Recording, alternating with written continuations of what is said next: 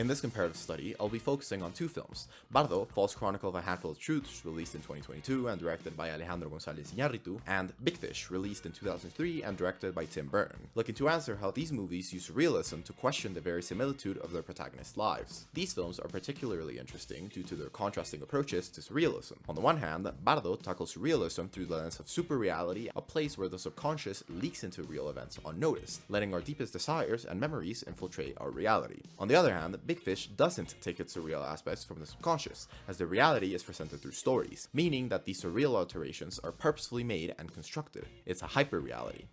The context from which these movies originate is vital to fully understand these films, making it crucial to explain these before starting this analysis.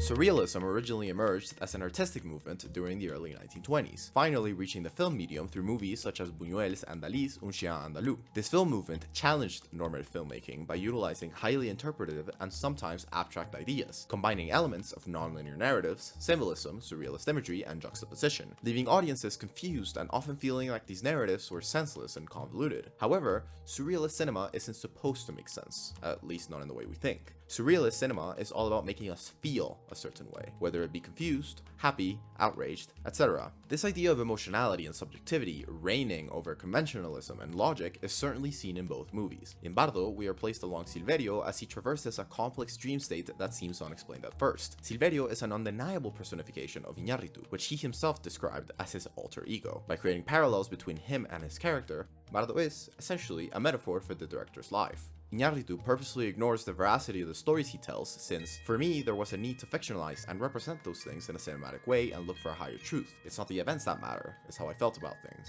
A similar analysis can be made for Big Fish, a book written by Daniel Wallace adapted into a movie by Tim Burton. Big Fish deeply connects to its writer's southern geographical context, evidenced by its plot as we follow the fantastical stories of Edward Bloom's life, a dying man dealing with nonconformity and his deep desire to not be tied down, exaggerating these stories by exacerbating the emotions he felt, turning these subjectivity into reality. A clear ode to traditional tales present in Southern storytelling. As Anne Canavan put it, the art of tale-telling is a staple of Southern culture, and making the everyday seem fantastic is one of the hallmarks of Southern literature. In both of these films, the verisimilitude of its main character's narrative is purposefully blurred, leaving up to interpretation which events actually happen. Nonetheless, some clues are left behind that help unravel the surrealist sea of meaning, starting with dreamlike imagery.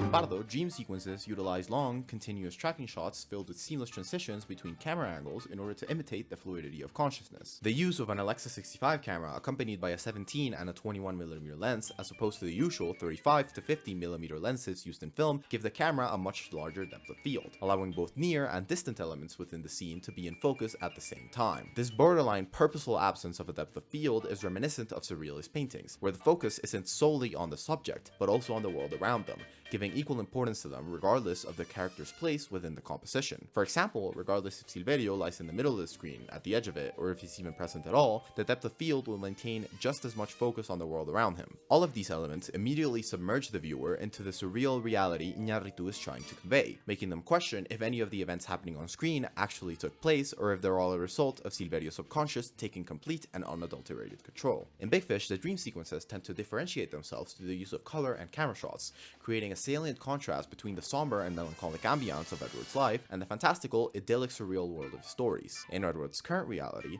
Burton predominantly uses blue and gray hues, representing moodiness, sadness, and dullness, alongside predominantly close-up shots that give a sense of entrapment within the space. This is juxtaposed with the fantastical and idyllic surreal world of his stories, which is dominated by wide-angle shots and a bright color palette formed by yellows and reds, colors representing passion, love, happiness, hope, energy, and vitality, all core aspects of this picturesque world. It also makes use of a special lens or filter in order to create a soft focus to enhance the scene's dreamlike environment, making everything look blurry, like they're taken straight from Edward's subconscious. The utilization of all these film techniques, as well as the clear absurd nature of the events within Big Fish, make the viewer question to what extent these stories and their characters were real. Were they all mere exaggerations?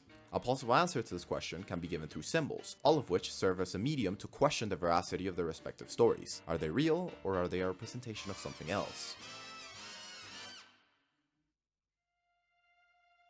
Both of these films introduce their character stories in purposefully ambiguous and surreal scenarios, in this case birth scenes, in order to make the viewer start questioning the verisimilitude of the characters' lives. In Bardo, the refusal of Silverio and Lucia's baby to be born and its subsequent reintroduction into her womb is a metaphor for the death of their child, presenting this traumatizing event in a somewhat dark and comedic tone. As Iñárritu put it, he shares his experience with no fear, with no shame, or with no pain. The scene shows its strong emotional impact through the visual instead of the verbal. Lucia struggles to leave this tragic moment as she is literally stuck to it by her umbilical cord, which forces Silverio to physically cut their tie with their son by irreparably damaging the only thing that fed him. Additionally, the film foreshadows the consequences this event will have on their marriage through the opposing colors Silverio and Lucia are wearing, black and white, as well as using the hallway to create a frame within a frame, framing each character on opposing sides of the camera, making them appear smaller as well as signifying a feeling of entrapment and loneliness provided by the restricted space within the shot. Similarly, in the birth scene in Big Fish, a hospital hallway is utilized to create a frame within a frame. Here, the small door frames Edward's mother as Edward shoots out of her womb. Unlike in Bardo, Edward lacks an umbilical cord, which in addition to Edward growing within the frame instead of shrinking, as well as the doctors being unable to catch him, represents Edward's readiness and impatience to be born, refusing to be tied down by anything. Edward vehemently refuses to be caught, just like the big fish in his stories. Another relevant symbol to be explored is the town of Spectre, an idyllic town with clear allusions to the Garden of Eden, exemplified by the scene of the naked woman and the snake, but more so representing conformism, removing any life challenges that an individual might encounter, to the point where their shoes are taken away since there's no intention to leave anyway, somewhat trapping its inhabitants since leaving would hurt a lot.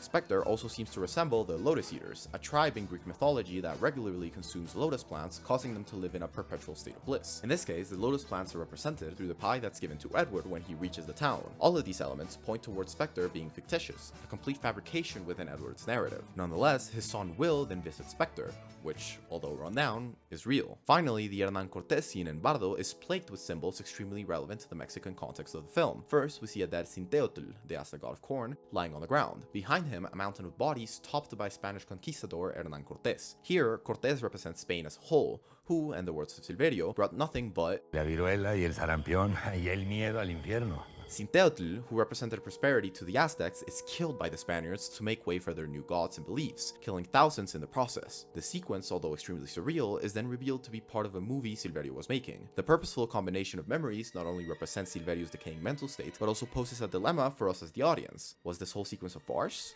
Was it a subconscious exploration of Mexico's troubled origin? Both? This continuous merging of real and surreal is exactly what makes the reality of the events within the protagonist's lives impossible to verify, leading to the final point of this analysis.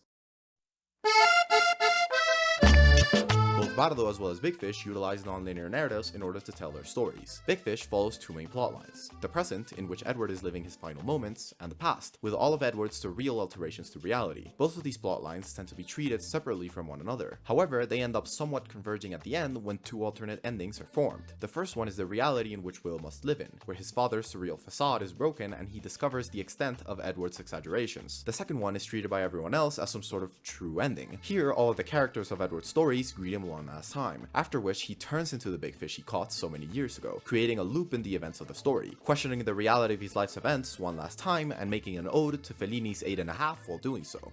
Unlike Big Fish, Bardo's events don't loop at the end, but its narrative is still treated linearly in a much more convoluted manner. Firstly, all of the events in Silverio's life seem to flow seamlessly between one another. At one moment, he's in the subway, then following his naked wife around his apartment, then it turns out that was a dream, then suddenly his children are all grown up, then he has a conversation with his mentally ill mother, which directly transitions into a movie about Hernán Cortés he was making. As you can see, convoluted. Which isn't aided by the fact that at the end of the film, it's revealed that the movie occurs in media res, and all of Silverio's subconscious illusions all happen while he was in a coma. This leaves the viewer questioning themselves: was any other film real? Were his memories altered? If so, to what extent? All questions which are left purposefully unanswered by the director.